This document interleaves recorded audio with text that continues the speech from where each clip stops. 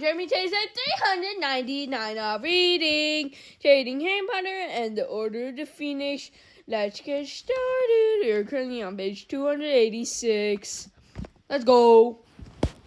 What are you looking so pleased about? Said Ron, eyeing Harry in surprise.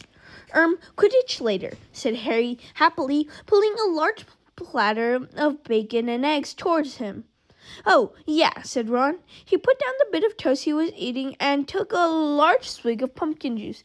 Then he said, Listen, you don't fancy going out a bit early with me, do you? Just to give me a bit of practice before training so that I can, get my eye in a bit? Yeah, okay, said Harry. I don't think you should, said Hermione seriously. You're both really behind on homework But she broke off. The morning post was arriving and, as usual, the Daily Prophet was soaring toward him in the beak of a screech owl, which landed perilously close to the sugar bowl and held out a leg.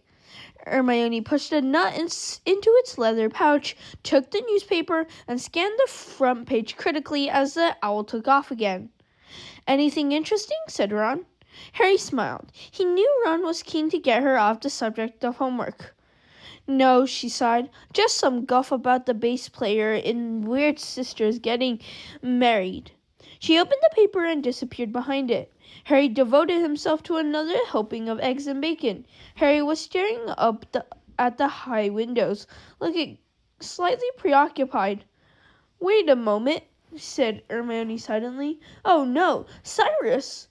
What's happened? Said Harry, and he snatched at the paper so violently that it ripped down the middle so that he and Hermione were holding half each. The Ministry of Magic had received a tip-off from a reliable source that Sirius Black, notorious mass murderer, blah blah blah, is currently hiding in London. Hermione read from her half in an anguished whisper. Lucius Malfoy, I'll bet anything, said Harry in a low, furious voice. He did recognize Cyrus on the platform. What? Said Ron, looking alarmed. You didn't say... Shh, said the other two.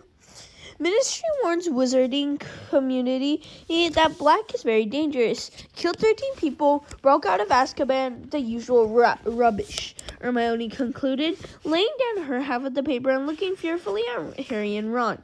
Well, he just won't be able to leave the house again. That's all, she whispered. Dumbledore did warn him not to. Harry looked down glumly at the bit of profit he had torn off. Most of the page was devoted to an advertisement for Madame Malkin's Rose for All Occasions, which was apparently having a sale. Hey, he said, flattening it down so Hermione and Ron could both see it. Look at this. I've got all the rose I want, said Ron. No, said Harry. Look, this little piece here. Ron and Hermione bent closer to read it. The item was barely an inch long and placed right at the bottom of a column. It was headlined, Trespass at Ministry. Sturgis Podmore, 38, of number 2 Lambernum Gardens, Clapham, Ayo, has appeared in front of the Wizengamot charged with trespass and attempted robbery at the Ministry of Magic on 31st August. Podmore was arrested by Ministry of Magic watch wizard Eric Munch, who found him attempting to force his way through a top security door at 1 o'clock in the morning. Podmore, who refused to speak in his own defense, was convicted on both charges and sentenced to 6 months in Azkaban. Sturgis Podmore, said Ron slowly. But he's that bloke who looks like his head's been thatched on, isn't he? He's one of the Ron, shh, said Hermione, casting a terrified look around them. 6 months in Azkaban, whispered Harry, shocked, just for trying to get through a door. Don't be silly. It wasn't just for trying to get through a door. What on earth was he doing at the Ministry of Magic at 1 o'clock in the morning? Breathed Hermione.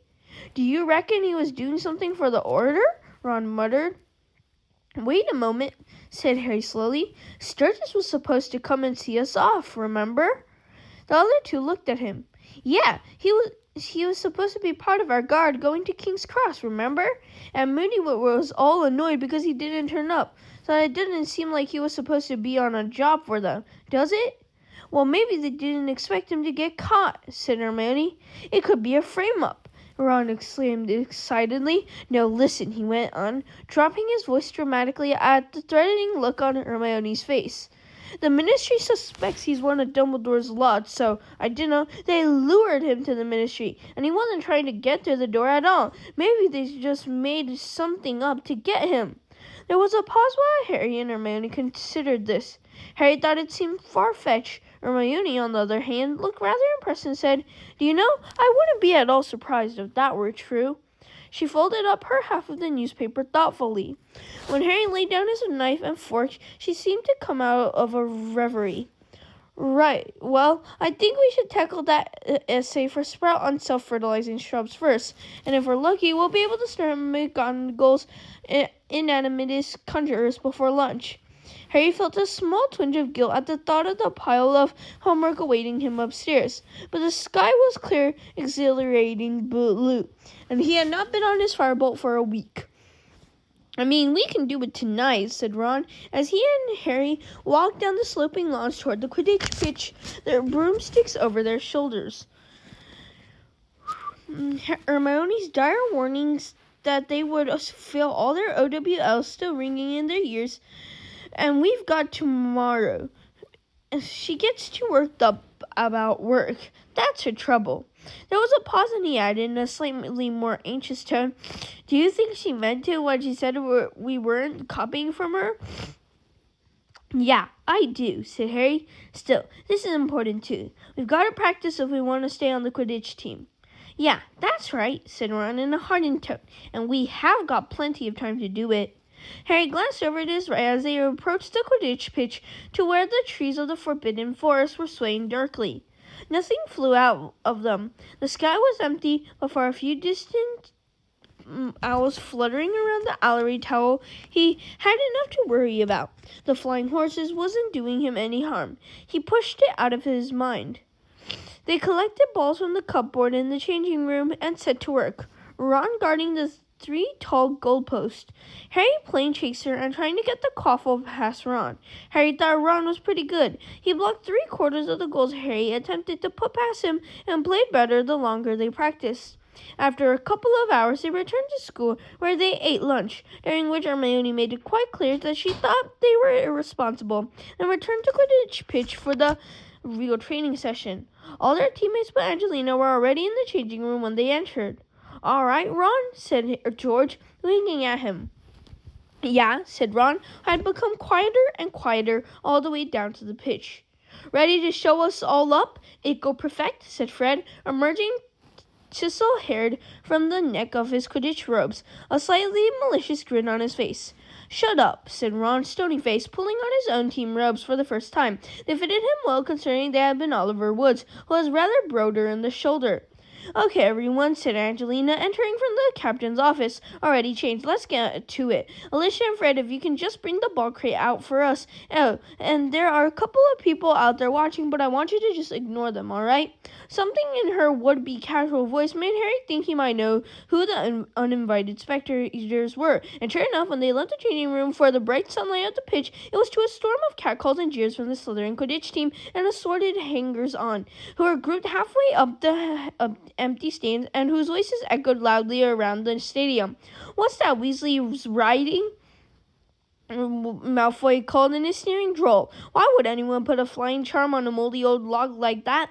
Crabbe, Goyle, and Pansy Parkinson guffawed and shrieked with laughter.